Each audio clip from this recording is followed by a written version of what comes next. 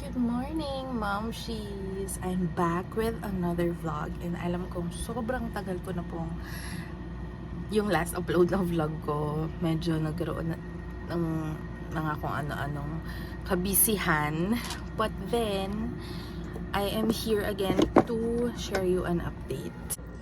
So, share ko lang itong aking ginagawa ngayong mga Momshi. Chine-check ko yung mga sales and tina-transfer ko sila dito para chine-check ko yung inventory sa store. Actually, I'm so sorry guys na hindi ko na kayo na-update sa mga ganap kasi parang nag-focus muna ako sa business. Ayun mga momshi, nag-focus muna talaga ako sa aking business kasi gusto ko ngang mag-expand this year. Sabi ko, sana sa year 2023 ay may start ko na yung expansion ng business ko. Kung hindi man bagong business venture, expansion for Prime Nails. If you are aware of Prime Nails, para sa mga bagong subscriber po mga momshi, ako po ay merong nail business which is meron na tayong store sa SM Mall of Asia inside Paragon, and now finally I can announce. Alam kong super tagal na ng announcement ko na to, but we also have a branch in Rockwell na din sa Retail Lab Flair. So I'm very happy and super sorry na hindi ko kayo na-update sa mga kaganapan, mga moms, dahil ayun nga, nag-focus talaga ako doon. Sabi ko, ang YouTube naman nandyan lang. Ako kasi yung tao na yes, kaya kong mag-multitask, but may limit din. So alam natin na sa pagbi-business, hindi mo siya pwedeng pasukan ng ibang workload na mako-compromise yung business, dahil yun nga yung dahilan kung bakit ako nag-resign, dahil gusto ko mag-focus sa business. So kung isasabay ko siya sa pag-vlog or pag-YouTube on a daily basis, medyo nag-struggle ako. Alam ko yung iba kaya yon, pero I guess iba-iba naman din tayo ng skill set. So ako din, dahil full-time mom din ako, stay-at-home mom and entrepreneur, syempre gusto ko, kung mag-multitask ako, mahati ko yung oras sa business and sa pag-aasikaso sa aking anak. Ayun, yung pataba tayo ng pataba, ano po, skincare lang muna ako. Usually nagsistart yung aking day 3 a.m. pero paaga ng paaga yung gising ko, nagiging 1 a.m. and hindi na ako makatulog. Nagtitake din ako ngayon mga moms ng antihistamine. Pakita ko sa inyo ha. Dahil non-stop ang production, this year lang to lahat nangyari. Ito, antihistamine, actually parang maintenance ko na nga to daily. Dahil sobra yung allergy ko. Probably daw, sabi ni Derma, is na-expose sa chemicals, which is, ano pa nga bang iisipin ko, wala naman akong food allergy or whatever. So, anong chemical ba ang pwede maka-expose sa aking skin kung hindi itong mga gel polishes and everything na ginagamit ko for production ng press-on nails. But then, hindi ako nag-stop syempre. So, ayun, meron na ulit akong staff nga pala mga momshi. Si Rose, kinuha ko ulit siya nung ako ay nag-expand, dahil siya naman yung trusted ko na staff. Sa lahat ng mga naging staff ko, siya ang aking top 1 kumbaga. Alam nyo ba mga momshi, nasira itong iPad na ito. Kakapaayos lang namin, ayan o, sa SM North, nasira yung LCD niya. Akala namin lowbat lang, pero suddenly kapag nilalak siya, parang naglalak screen, tumutunog. So, ibig sabihin, working yung iPad. So, pina-check namin siya and pinalitan ng LCD. Ayan, si Prime po ay gising na. So, ayun, kwentuhan time lang tayo. Kasi ang tagal ko nang hindi nag-vlog. So, kwentuhan habang nagsi-skincare. Share ko sa inyo yung few clips ng pag-open namin ng store sa Rockwell. Super dream come true. Kasi alam nyo ba, parang isang buong taon na nag-i-inquire ako doon sa pwesto na yon, and hindi na natutuloy-tuloy dahil ang mahal nga ng upa, and hindi ko maasikaso yung requirements kasi medyo mas marami siyang requirements kaysa sa pag-open sa MOA, which I understand kasi medyo high-end nga naman yung power plant mall sa Rockwell. Pangmalakasan talaga po ang mga buyers, ang mga nagpupunta doon. So I guess right timing din talaga ni Lord. And ayun, nagkausap kami ng staff ko nga. Sabi ko kukunin ko siya kasi bala kong mag-expand. And thankfully na hindi pa naman siya nakakahanap ng ibang work. So iniintay niya daw din yung update ko.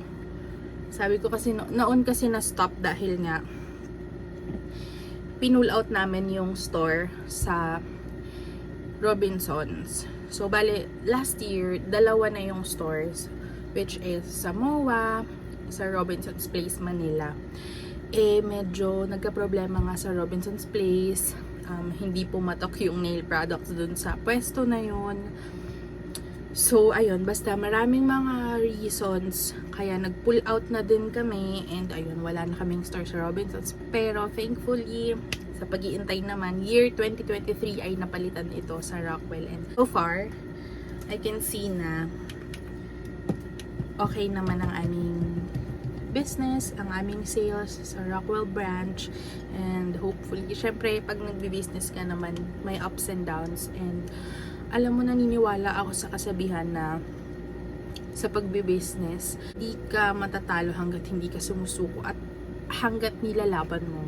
So, hindi siya yung parang pagsasugal na pag natalo ka, saka ka lang susuko. Hindi ba? Sa pag-business kasi, once na sumuko ka, talo ka. So, naniniwala ako doon. Kaya pinupush ko kahit may times na alam mo yun, baliktaya lang yung upa, yung puhunan. Minsan hindi mo nare-reach on a monthly basis. May times naman na okay, may times na ang laki. So, kailangan laruin mo lang din. And alam mo yung flow nung business na pinasok mo, and masaya ka sa ginagawa mo. Kasi totoo, alam kong maraming nagsasabi na din na pag magbi-business ka, gawin mo kung ano yung nasa puso mo, gawin mo kung ano yung talagang gusto mo, at hindi mo mararamdaman na nagtatrabaho ka, hindi mo mararamdaman ang pagod. Totoo po yun. Dahil sa pagbi-business, may times talaga na malulugi ka. And hindi mo masasabi in a span. Halimbawa, nag-open ka ng business mo in the span of 3 months or 6 months, mababawi mo yun. Meron at meron na malulugi talaga. And kailangan mo lang mahalin yung ginagawa mo. Kailangan mo lang talagang na nasa puso mo talaga yung craft mo. Kasi once na kahit malugi ka man or kahit may times na nagka-problema, hindi mo gaanong bibit-bitin yun or dadalahin na mabigat sa dibdib mo dahil hindi ka naman napapagod. Mahal mo yung ginagawa mo. Kumbaga, nasa puso mo kung ano yung ginagawa mo. So, medyo malalighten yung emotional feeling or malalighten up yung mararamdaman mo in case na may mga negative na mangyari along the way. Pero kung napipilitan ka lang sa ginagawa mo, therefore, kung hindi mo man makuha yung profit na gusto mo or hindi mo makuha yung overall outcome na ina-expect mo, mas madidrain ka and mas magsisisi ka. Nandun na yun yung pagsisisi mo na bakit ko ba pinasok to na ganito. Hinahabol mo talaga yung pera. Huwag mo habulin yung ganun. Iisipin mo na gawin mo lang kung ano yung gusto mo. For example, ako gusto ko talaga yung ginagawa kong pag-nails. Halimbawa, ang pinasok kong business is, let's say, ano ba yung ayokong gawin or hindi ko forte. Halimbawa is pagbebenta ng furniture, 'di ba? Yung mga ganon. Hindi ko naman forte 'yun. So kung hindi ako makabenta, sobrang sakit sa akin kasi ano ba 'tong pinasok ko? Yung parang ganon. Enough of the talking na, and ako po ay mag-work na. Meron akong isang hindi nagawang Shopee order. And naka-off ang aking staff today, so ako na ang gagawa. So ayan, ayos na ang aking iPad, grabe. Sobrang, kasi andito lahat ng kung ano-anong ginagawa ko, yung business ko, everything, nandito talaga. So, hindi pwedeng sira siya. Talagang sobrang, pumunta agad ako sa mga nagre-repair. So, ayun. And ito yung aking bagong UV light, mga moms. Hindi ko na talaga na-share sa inyo yung mga pangyayari. Sorry. So, ito ay bago. Hopefully, magtagal talaga ng matagal na matagal. Sana naman dahil ito ay pricey din. Nasa 3,000 plus itong UV lamp na ito. And hopefully talaga mag-last siya. Touchscreen siya. Ayan. And 72 watts and rechargeable. So, halimbawa mag-brown out. Pag fully charged naman ay pwedeng hindi na nakasaksak. So, patayin ko muna and pakita ko itong area na ito.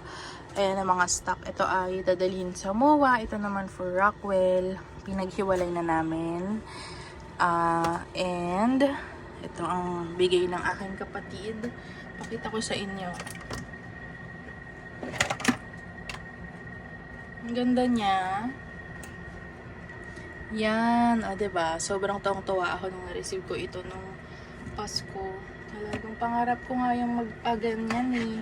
Pero syempre, hindi naman siya, super priority. Wala namang store. But then sa kwarto at least, dahil home-based, meron kang inspiration na nakikitang ganyan. Prime. So, ito naman ang aking acrylic organizers na nabili ko sa Shopee. Mura lang, 200 plus lang itong 3 drawers. Bumili ako ng 2, ayan. Kasya siya. So, thank God! Ayan, pinagpatong ko. And ito, yung aking acrylic na binili ko pa noon for our display sa store. Pinull out na namin nga. So, ginamit ko na dito muna. So, kasi puno na po dito sa part na ito. So, ayun ang kaganapan. And now, patayin ko na yung ilaw, mga moms. Yung orange light. Now, ang routine ko is titingnan ko kung may gagawing orders and may gagawing mga designs na i-replenish sa stores. And after that, magpa-production na ako. So, thank you for watching and mag-continue lang kayo pag-watch while I do my daily routine as an entrepreneur.